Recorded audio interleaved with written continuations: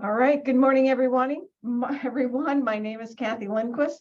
I am with the North Dakota Accelerator, formerly the North Dakota Procurement Technical Assistance Center. We had a change last fall, and so we are excited that we are going to move into a new realm, giving us some more opportunities to assist businesses across our state. North Dakota, I'll get into what we are. I am a senior procurement specialist, and so I work with businesses. I also have my colleague, Nikki, on the line, and I'm going to have her introduce herself. Hi, good morning. Like Cathy said, my name is Nikki Callis, and I am a procurement specialist with the ND PTAC Accelerator Group, and I am located out of the Minot location. All right. And with that, we will get started. So if you have any questions, I will take questions as we go. Please use the chat to put your questions in, and between Nikki and I, we can monitor that, make sure that we aren't missing anything. So we will get started. So again, this is the North Dakota Accelerator.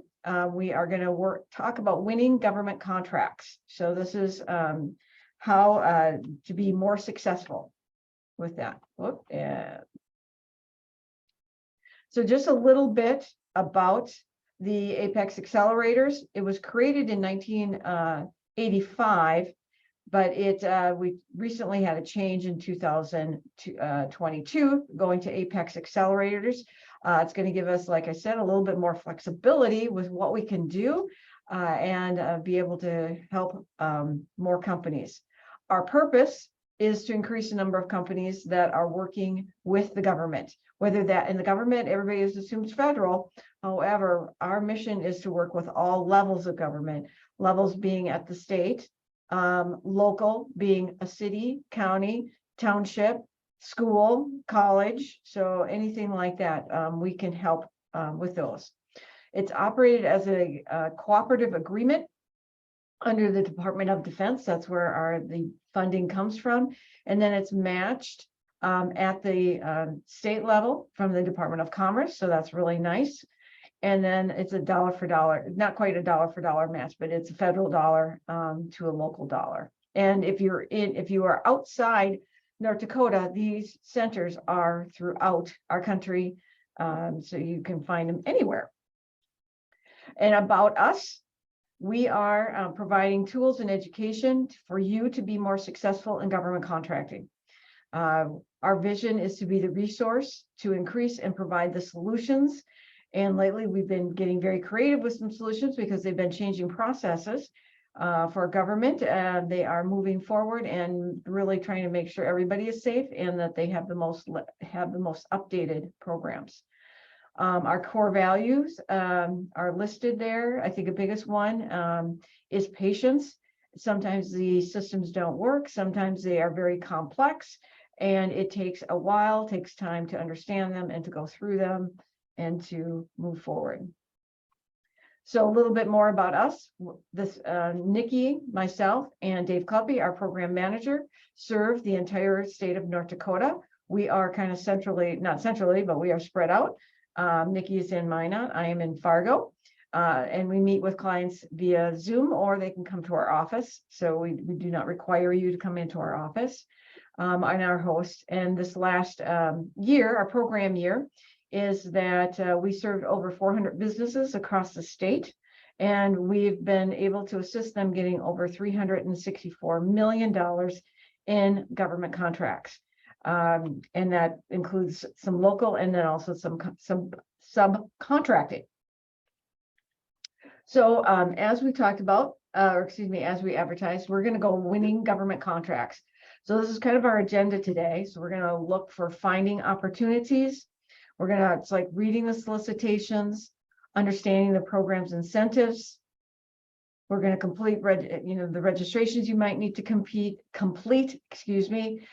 position your company, that building a capability statement, submitting, and then evaluating are some of the things to be able to win a contract.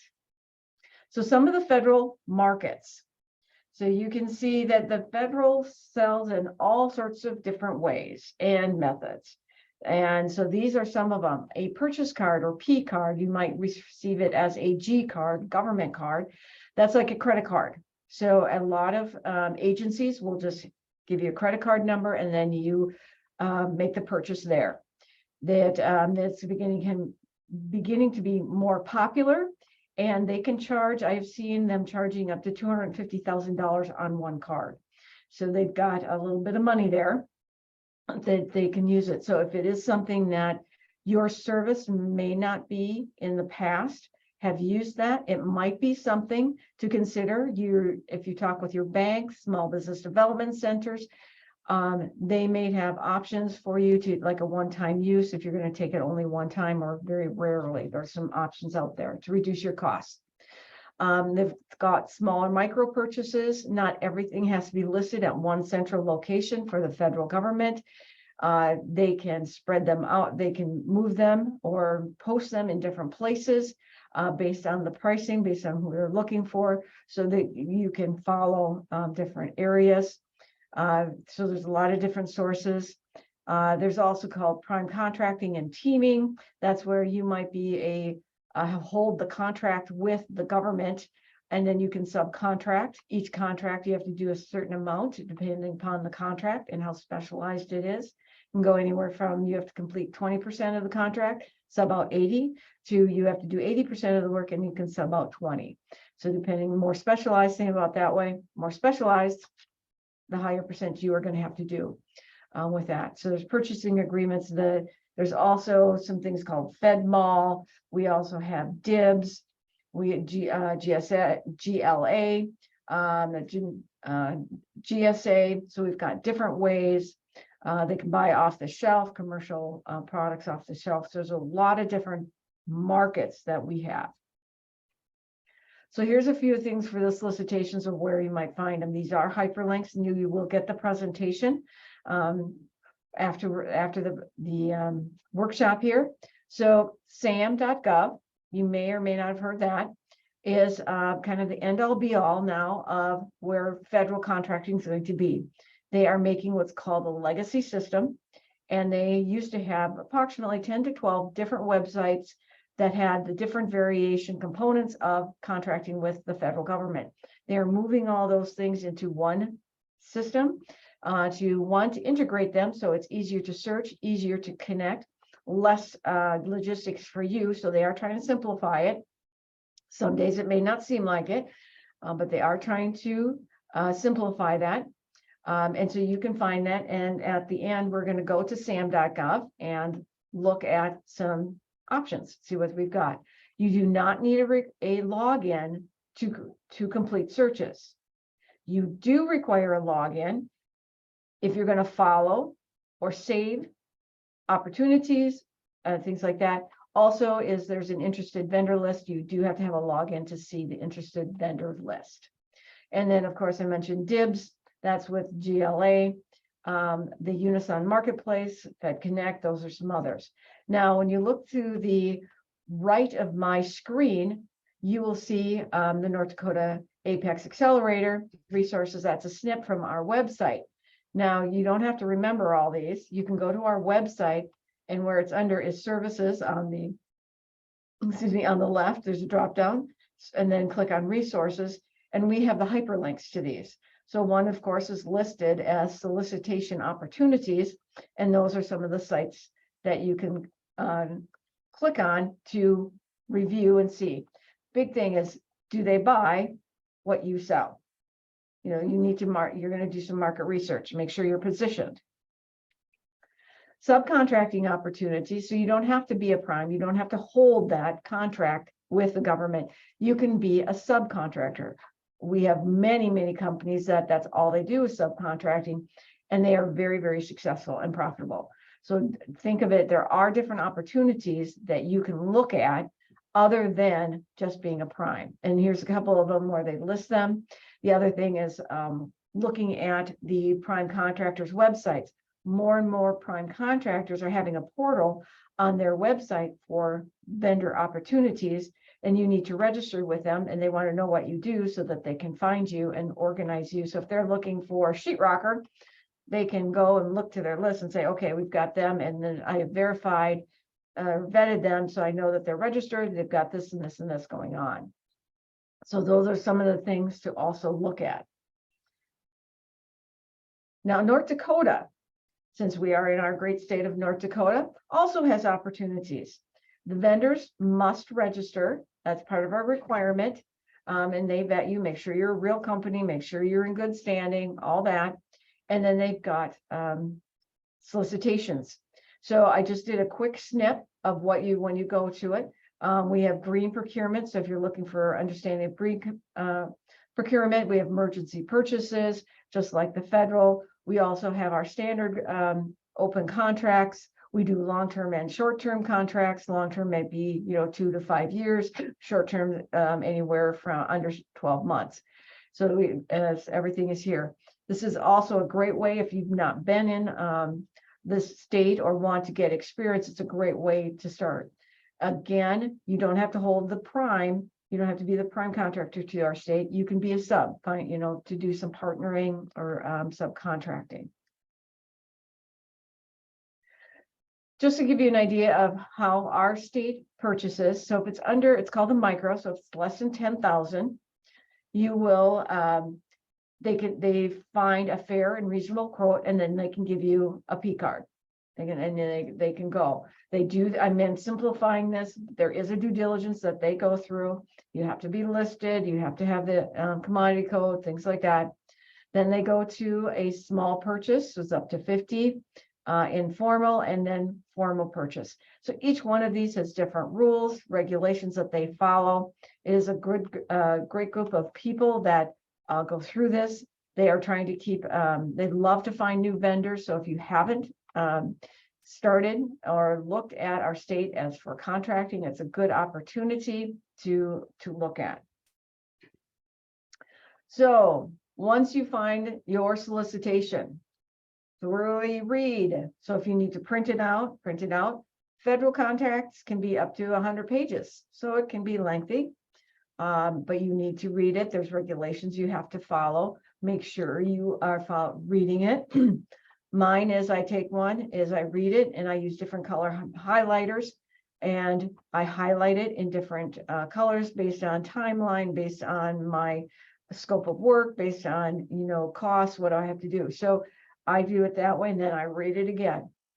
So we always want to keep you reading it, because if you have questions, and that's bullet point number 4, is make sure that you aren't asking a question that's already in the solicitation for that.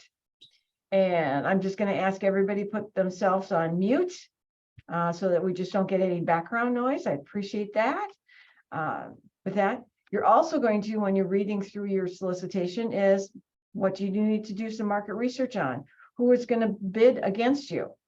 Who might you want to partner with? Who might you want to subcontract? And maybe you're the subcontractor and you're going to find a prime because they can do something. Maybe you've worked with them in the past, maybe you haven't. But what are you going to do? How much are they going to buy? How much has it been sold for the last few of these things? So these are some market research, and there are sites that the federal government is very open with information. We are probably one of the only governments that are very open with our information. We don't think about that, but these are some of the things that we can research on. So do start, what do you want to research? What do you want to look for? And then also create a list of questions. Maybe you've got a set of questions that you're going to go through a proposal with. And then when you find the answers, write them down. Or it's like, I haven't found the answer to this one, then it's time to look, contact the contract officer. The other thing is on solicitations, read through. Do you have to do a walkthrough? Do you have to submit something prior? So make sure, again, you're reading. This is how we're going to win the contract, is following the little rules. And sometimes it's a little bit of a test. If they asked for 3 of this and you gave them 5, did you follow the instructions? If they said they only wanted 3 pages and you gave them 5, guess what? You are now no longer eligible. So do make sure you're reading through, make sure you're following format. If your format is incorrect, If you were told to use 11 font and you used a 10 font so you could get more on a page, or you made really wide margins that are supposed to be an inch margin. These are some of the things that they do evaluate you on with that. So the other thing is we're going down is complete your competitive analysis. I mentioned that is know who your competitors are, understand your competitors. You know, will they offer you that, will they be offering something similar, or how can you differentiate? How can I make my product, my service better than my competitions? And in some cases, your competitor will be a partner, a subcontractor, prime contractor, or other. So there's different ways to do that. You want to create an advantage. Do you have a competitive advantage? Differentiators are tough to sit down and develop your differentiators. How am I different from the competition I'm going to be competing against? Do I have a brand that I can use as a brand? Some people are one-person companies. So your brand is basically yourself. So how do I market that? How am I going to show them I can do the job? You also want to develop a cash flow and working capital plans. And I'm going to pick on construction. They have a huge cash layout before they get paid. Can your company stand that? So these, again, they don't want to put you out of business. State level, local level, federal level. They don't want to put you out of business. So they want to make sure that you can develop. They want to make sure that you have a cash flow, that you're paying your employees by the time you get paid. So there are things you want to make sure you have. And also the insurance of quality assurance and risk management, depending upon what your contract is, what your company does. Do you have all those things in place and understand them with that? So again, reading the solicitation, each government level and each agency is unique. Do you understand that USDA is different from GSA? Do you understand a state commerce department is going to be different than a university of what they're buying? Understand. And do you, in some cases, if you are selling office supplies, you know, when do they buy it? Do you understand what they buy, when they buy, how they buy, and why they buy? You know, everybody says like the government purchases everything at the end of September, federal government at the end of September, because your budgets wear out. Well, actually, that's not necessarily true, as we see an increase in starting in the summer up through, and then September's still has a high amount, but it's evening out. They're using those budgets. Do you understand the contracting methods that they're using? Again, these are going to be in this one's going to be in the contract. They're going to say it's going to be IDIQ, which is a longer term. Are they going to do a 6-month? Are they going to just do a credit card because it's going to be like a one-time buy? Those things. And is the contract, I'm on bullet number 3, is the contract set aside for just small business, total small? Is it set aside for women? Is it set aside for veteran? Is it set aside as a sole source? So you need to understand what's going on in your contract. And if I'm not any of those particular items or set aside social economic, can I bid? Or do I need to find need to be a sub to one of those? Understand the contracting process. Sometimes federal contracting and state contracting, it can take 3 to 5 months before an award is given out or awarded. Understanding the contract types and methodologies. The agency and requirements. Does the agency require you to register somewhere else? FEMA, you have to be registered in SAM plus another registration with them. Do you understand that? Do you understand what they are requiring? Do you have to have a particular license if you're going to give an educational program? Do you have to have particular training? So again, it's going to be all in the contract. Read the contract, read the contract. I know you're getting sick of that one. Understand their decision process. Is it going to be a team? Is it going to be one person? Is it going to be just on factor of dollars? Pricing that it's going? Is it the lowest qualified? Meaning that you have to make sure that you are going to have to qualify in certain areas, that you've had certain experience. And also is what is the evaluation criteria? What is going to go on with them? What is going to happen? What are you going to be graded on? Is higher points in past experience? Or is there going to be higher points for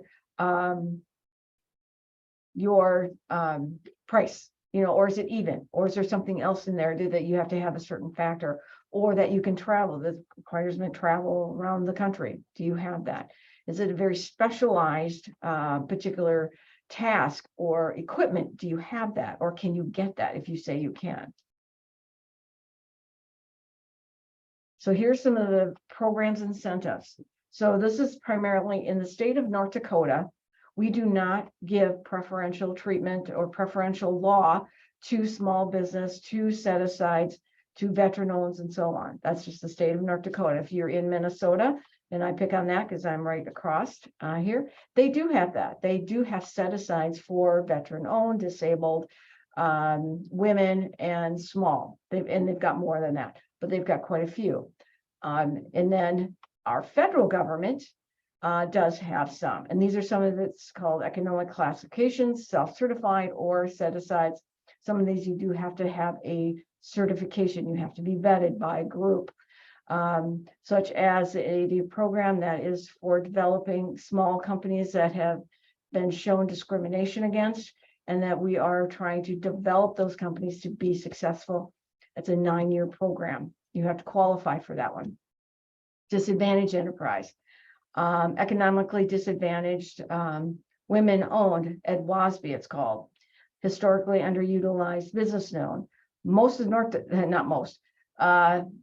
Dakota has, I believe, 25 out of 50 counties, or actually I think it's around 50 counties that are hub zone. This means that federal contractors are looking for companies that are in these markets that you have to be registered to help them develop.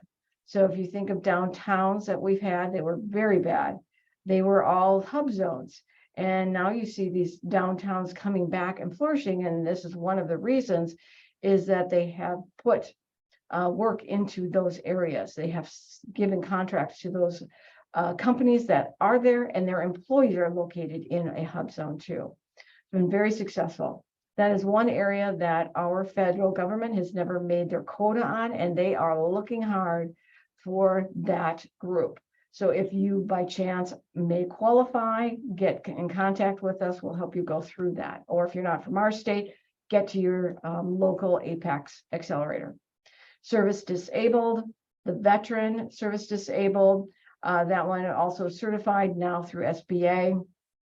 Small business or total small business. So each standard is a little different, but basically under 500 employees, under about $750,000, about $1 million, you're considered small. And then the women owned, women small, and then the veteran owned. So those are some of the set asides and certifications. So registrations, so requirements. So if you're working with the federal government, you do have to be registered at a Secretary of State or whatever state you're in. No, then you need to be registered in SAM, System for Award Management. And then based on your agency, you might have other regulations or registrations you have to complete. If you're going to bid on a women-owned, you do need to have your certification certified through SBA. The vet cert was with the VA, now is with SBA. They're moving it under because it is for a small business. So they're moving that new application. If you are a veteran owned and you currently are certified through the VA, what will happen is that you will go for when you do your renewal, you'll go under the new SBA area. And then any license, certificates, permits, again, read through your solicitation, and it's like, what was qualified, what was required, make sure you're doing it. Are you responsible for permits? That's a big one too, especially in construction. For our state, again, you need to be registered at the Secretary of State. You need to be on the bidders list, and that is registering to receive solicitations. So they find you qualifications, and then again, license, certificates, permits. Again, what's required by our state with that. And so far, we've not had any questions. So again, if you do have questions, please put them in the chat, and we can answer them as we go. Next one is positioning yourself. So what do I need to do to position myself? So some of this is during, some of this is after, some of it's before. So it's good to keep ongoing. Is you need to solve the agency problem. Doesn't matter that you're small, doesn't matter if you're veteran owned, but you need to solve the problem. And in some cases, can you solve it better than somebody else, or more creatively, more innovatively? How do I solve the problem? Lead with solving your problem. Scope of work, read the scope of work. What do you need to get done? And if they say you need to get it done in 6 months and you say 9, you better justify why it's 9. Is it that there's something else they wasn't aware of it? You are the expert in that field. The people that are going through these solicitations and your proposals are experts in procurement. That's what they are. So they do not know your industry. So if you see something in the solicitation, it's like they're really missing this big part that, if they don't do this, other things can happen. Make sure you're contacting the contract officer, sending him or her a question going, did you realize this? Is this really what you want? Yes or no? And that is helpful. Lead with your, like I said, again, lead with your solutions. Well, how are you going to help them? What benefits to them? Not benefits to you, benefits to them. With that, you can be direct. Our agency contract officers do not mince words. They mean what they say. They do what they say. Be direct. You do not have to say, oh, we are a lovable, sweet company located in the heart of North Dakota, and we love to do this. Great. They don't care. Can you do my job? Can you get this done? With that, they are very nice. They're very sociable, but it's like, to the bottom line, can you get this done? If you are new and you're bidding on for the first time, you may ask a contract officer for capability briefings to understand, so that they get to know you, you get to know them. What are they looking for? Do you qualify? It's a way to interact. You're going to network. There are great opportunities to network online, in person. We have figured out our venue virtually. So network. Go online, have a space on your website that says government services, capability statement. Let them know you're interested in that market. Is what you want. Next is working with primes. So maybe you're not ready to go direct, work with the primes. A lot of this is the same way. When you're working with primes, let them know, contact them, be with them, show your past performance. If you do not have past performance, get some. How do you get that? Start small. They're not going to award $1 million contract to a brand new company. It's just not going to happen. You have to show how you can do the work. And so it might be some of these small contracts. We've had several businesses tell us, it's like, I wasn't going to bid or accept a job. It was like only $2,000. It's like, it wasn't really worth it, but we thought, well, might as well. What that did is got them in the door, and now they're up to $3 million contracts. They've grown with the opportunities. So think of it a different way. You're not always going to get it at one time. Okay. Share your capability statement. We're going to go over the capability statement in just a couple slides. Share that. It's basically a one-page resume about you, about your company, with all your basic information on it. And then also team or partner with other companies with that. So again, positioning. So if you're a small company and you are registered in the SAM system, you will automatically get a free SBA profile. And it gives an online resume or online capability statement. People use it a different way. They use keywords and narratives. And it is a way for, it's a database that is searched by almost every agency and every prime in the federal government. It is a database that's heavily used. So please look at that. And again, if we've got time, we should to go over, and I can link to some of these here. Okay. Capability statement. This is one that you create. It's one page being front. If you need to, front and back, but that's it. I've seen some as long as 7 to 8 pages. It's like no one's going to read it unless it's been asked for by somebody. Okay. There's not necessarily one style. There are certain categories we would like you to have on there because we deem them more successful and more opportunities come your way. And then contract, we mentioned this earlier, is ask for a briefing. How can you help them? Again, doing your research, understand what they've done in the past. It's like, have you, I see that you worked with company XYZ, got this done, and you worked with them, and I see you've got a new opportunity coming up. Understand what they are doing. Understand that. And then the continuous contact. It's not just once and done or 3 times.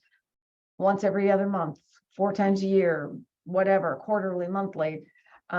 Just and give them new news. Don't say it's like, oh, I'm ready for your next contract. Tell them why. It's like, you know what? I saw you had this problem. Did you know I can solve it? Here's the things that are best about us. So you're continuously telling them. Next is a capability statement. I like this quote from the FDIC. A tool vendors need to become better positioned to complete for contracts and subcontracts. So it's a 1-page document. It's going to give your capabilities, strengths, differentiators. Differentiators is not time, not money, and don't compete on time and quality. They assume that those things are all done. You've given me my best price. You've got the best quality that you can provide, and you're going to be on time. How else do you compete? How else do you differentiate? These are also, it's like if you're going to use, can introduce yourself to another company, to a buyer. So it doesn't necessarily just have to be with government contracting here. They are nice little sheets. If you do the matchmaking projects to a specific program, you're going to tailor, like a resume, a personal resume, you may want to tailor it to a particular product or service that you're bidding on a solicitation, or you have to do a pre-bid. Things like that. Add it to your website, LinkedIn, Facebook.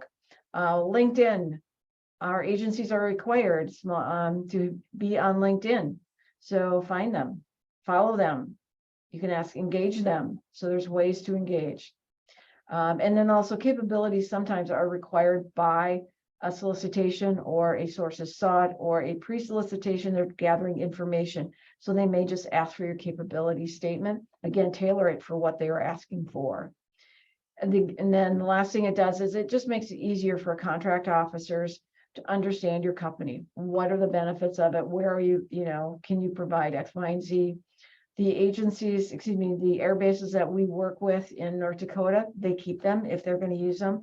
They're also very good about saying, you know what, I don't use your service or your products. I'm sorry.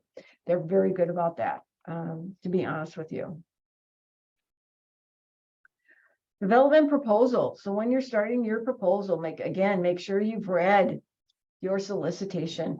There are some people that have a solicitation outline, a proposal outline, so then they'll check off the information that they have. But it's a start the process immediately. Start a worksheet, start the flow, start the questions, whatever.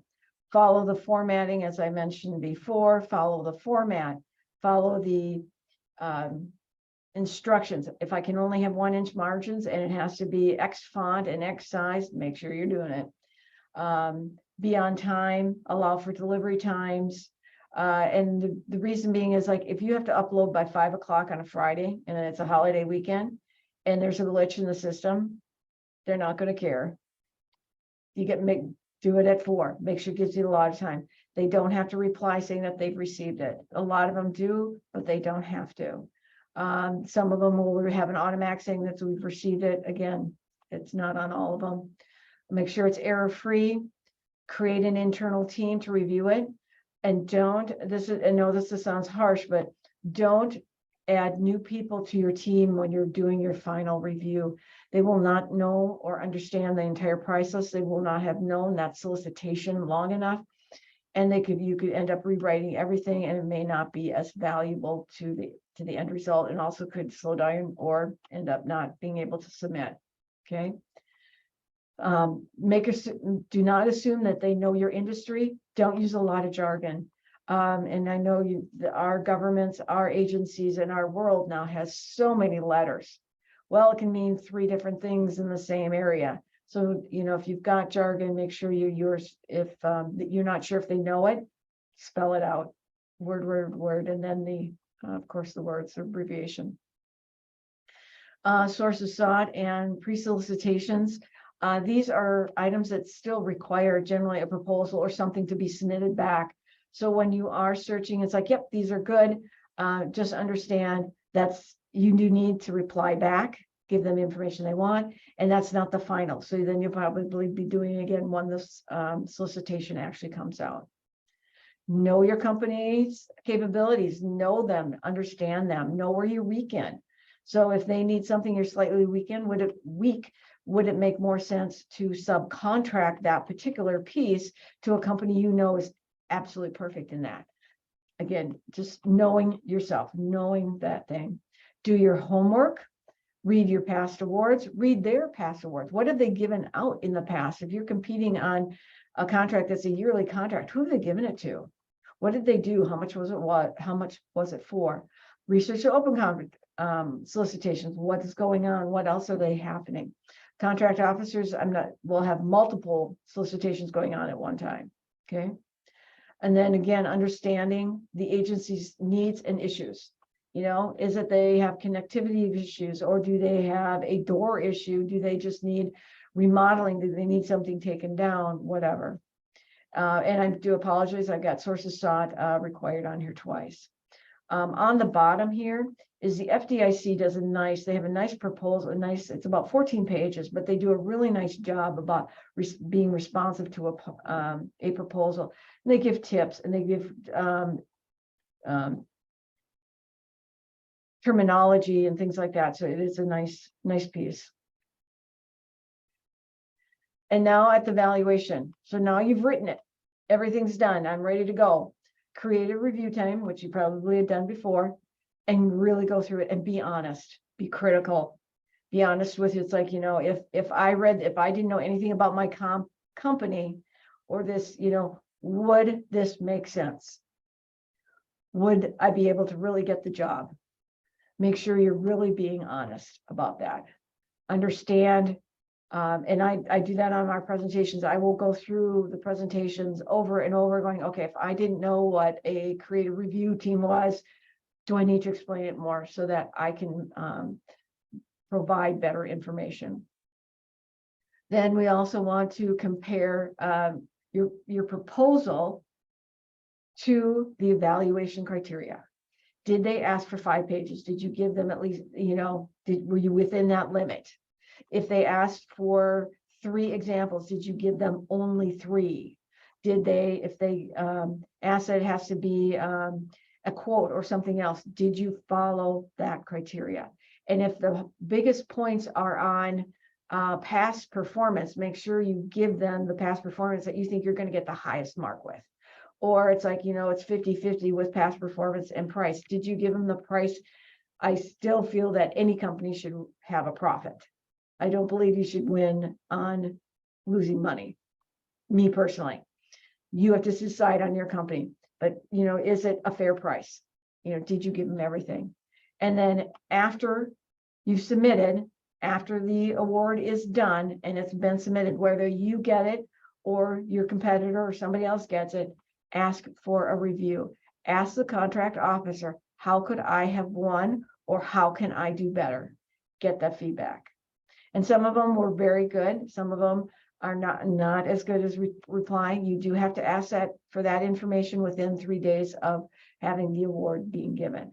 So you can't ask a year later. You can't ask a week later. So make sure you're getting that in. So this is just kind of a quick little recap here. So to win a contract, complete all your requirements. I strongly suggest create a capability statement, get your web presence and get it on your website. Do your research. Who's your target market? Who do you want to work for?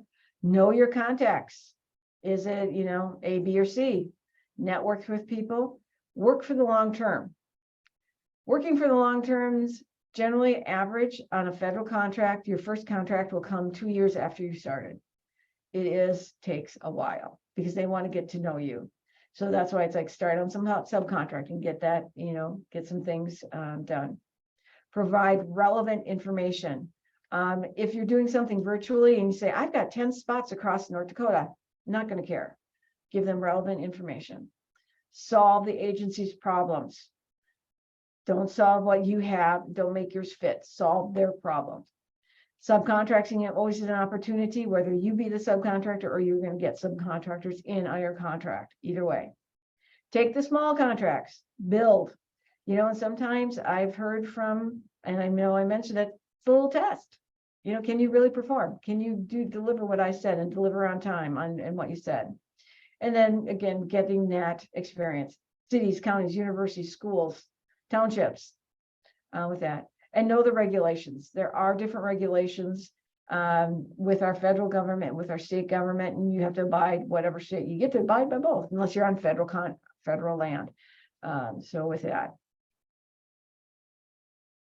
So how can we help you? If you're in the state of North Dakota, you can register. If you're not a client, you can register with us. And there's 3 of us across the state, and then we will meet with you virtually or in our office. And then we can go over these things. We help you. We do not do things for you. We educate you, like today, we educate you.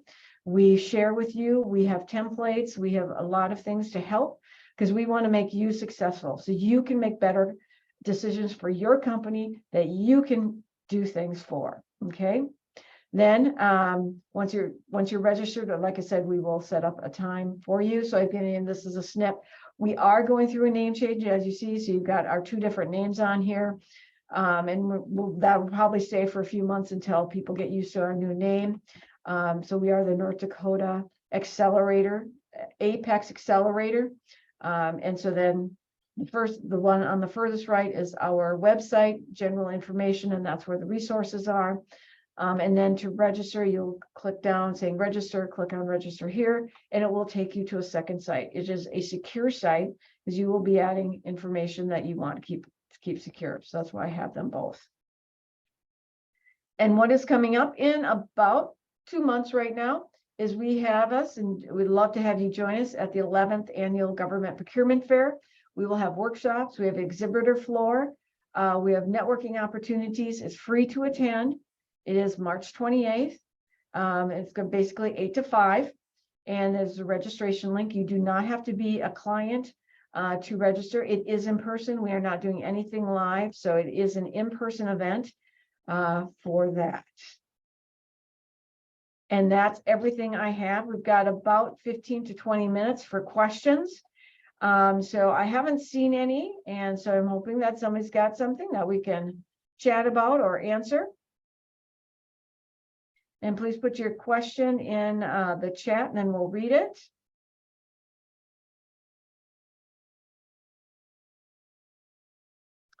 Where do we find networking events? So the networking events, and actually I'm going to take another one right before this. Our event in March is going to be at UND campus at the Memorial Union in Grand Forks, North Dakota. So that's where that is. So you will also get a deck. So you will be getting this later today. It will be sent out by Catherine. So do watch for an email from Catherine with that. Now to find networking events, they're not in one location, unfortunately, sadly. So there's a couple places. APAC, which is our national organization, does if our companies, we can put our events on there. The other thing is just search for your Apex or just networking events, government contracting, government fairs, government procurement. So I'm going to stop share for a moment. And I am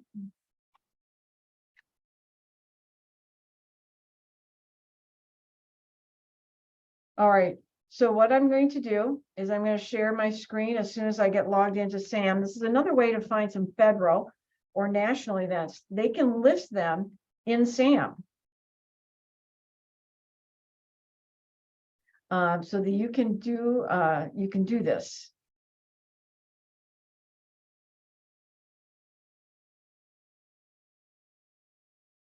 All right, and then I'm going to share my screen again. So I'm logged in. So this is my account in SAM. I do not have to be associated with a company in order to have an account. This is a monitored site for federal, for illegal and suspicious activity. So you do have to understand that you are being tracked. And so I can search, and I can search this, it sounds weird, but it'll be under contract opportunities. And I can look for types of notices. Types of notices might be sources sought, as I mentioned, that's a kind of pre-solicitation also. I can look for just solicitations, but the one I'm looking for is special notices. So I can look to see what agency has posted a special event coming up. So there's 9,000, however, I'm going to qualify that, is they may not be quite the right date. So we're going to just look at anything that is about for the next 3 months. All right. Oh, I'm looking at the wrong one. For the next 3 months. And that, so now we're down to about 550. And I can look these, let's say if I only am going to go to North Dakota, I'm only going to South Dakota, and I can do more than one state. I can look. So this is one way to find them. So let's say I'm going to pick on, this is an Air Force base industry day. So they're looking for people to come and understand what they do. They'll probably have some workshops, interaction with contract officers, looking for what, services that or products that they need. And it will give you the information about where, when on here. So again, the general information, description. So here we go. It was updated actually today. So they are going to have a registration link. So you'll need to register. This one looks like it might be online so that you get to know their agency. So this is one way to do it. The other is just simply doing a search in the internet looking for the network opportunities. And all right, searching network, yep, and Sam. So we have search for networking events, government procurement, government contracts. Yes. So we can also, I'll show you how to search for a government contract. So if somebody wants to put an industry in the chat, we'll search for that industry or something that you're looking for. So we'll do it that way. So if anybody wants to add something you want me to look for.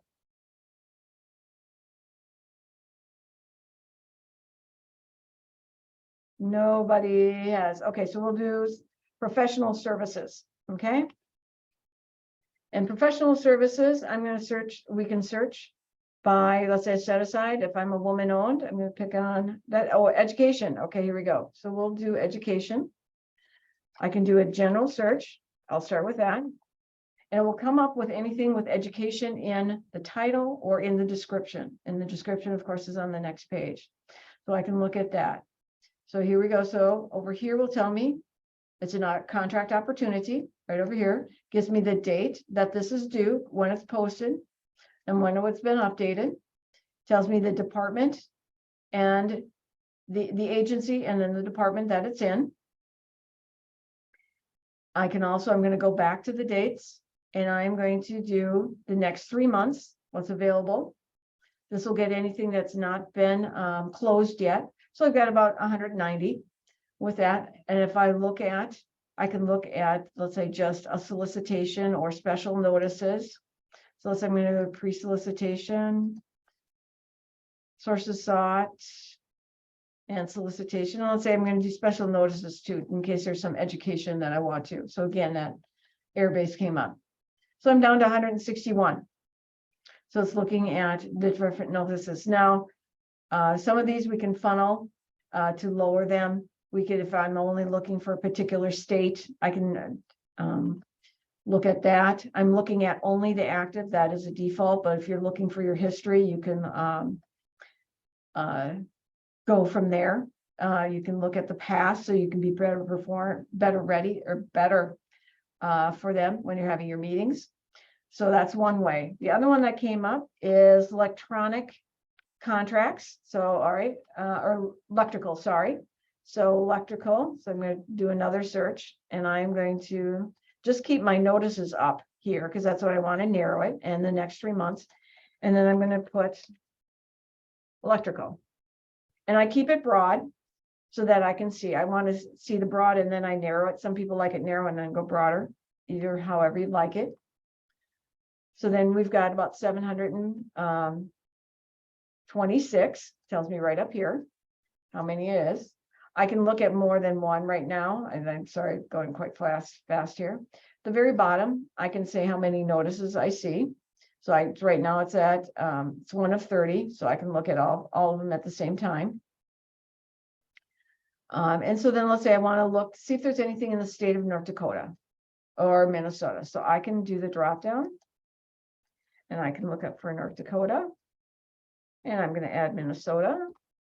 And let's also add, since I'm doing surrounding states, South Dakota. So let's see what we've got.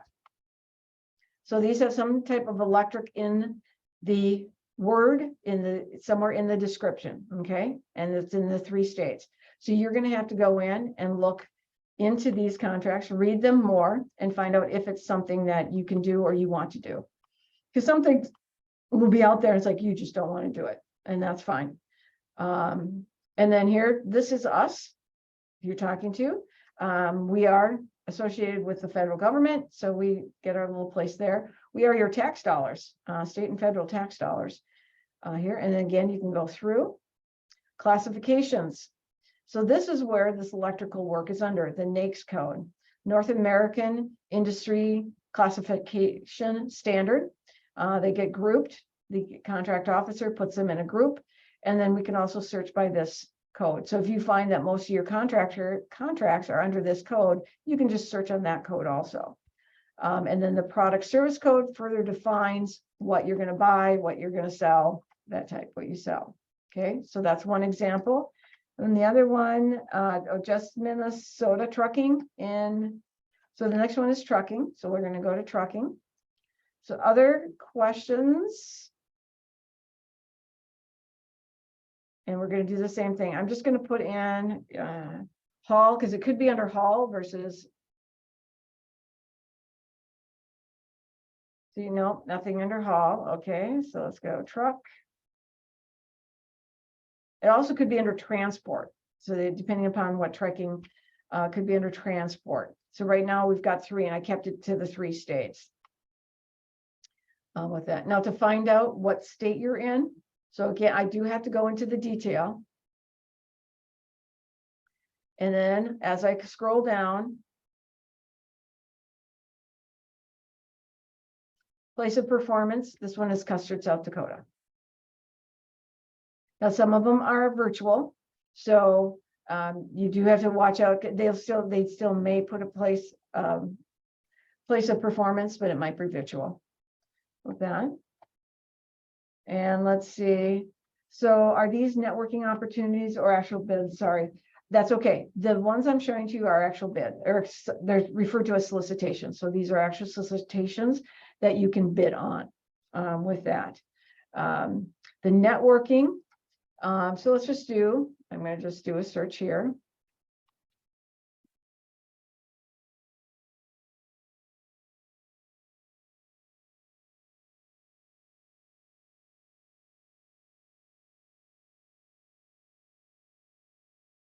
So sometimes you have to get clever on how things are done. Couple things. There are a lot of companies that you can buy services from that do what we do. And that if you don't like doing this, you can hire them to do these things, to search for you. Just understand it's going to cost you. So if you've got the time, I suggest learning how to do it and then decide if it's something you don't want to do or you've got the money to spend.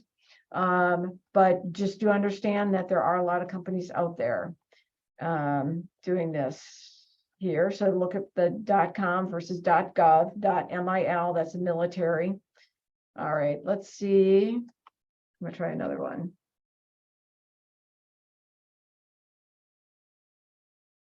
Let's see what we've got for, so here we go. Oh, ours comes up at the top. Here we go. Here's another one, first Thursday coming up. So this one, some of the online events like this one, we don't have a networking opportunity. However, there are other events that are training that are networking availabilities, and they will call them networking. There's some new platforms out there that you can, it's almost like an exhibit floor that you do through a virtual place. And it's very well done. Oh, and someone's commenting, LinkedIn is a great place to see upcoming network events. Following agency is key. I would agree to that, is make sure you understand what they're looking for, and LinkedIn is very good. The other one I'm going to show you is an SBA. This is the free online data, or if you want to go, the capability statement that you get with the SBA. And system's having a little bit of issues the last several months, so we don't always get it to come up. So we may not see this one come up here. But if you go, so this is our website, and if you go to services, and let me get this bigger. If you go down to services, then resources, the one shot that I had on our presentation, these are the different links. When you go down to solicitation opportunities, those are the ones that were listed. There's some registrations here, and then also market research. You're looking for your past performance. These are all giving, and that will be a whole different topic for search. But you can search in those databases also, since some of these will be moved over to sam.gov this year. So you'll have the one time. So we've got about 4 minutes left. Anything from anyone else?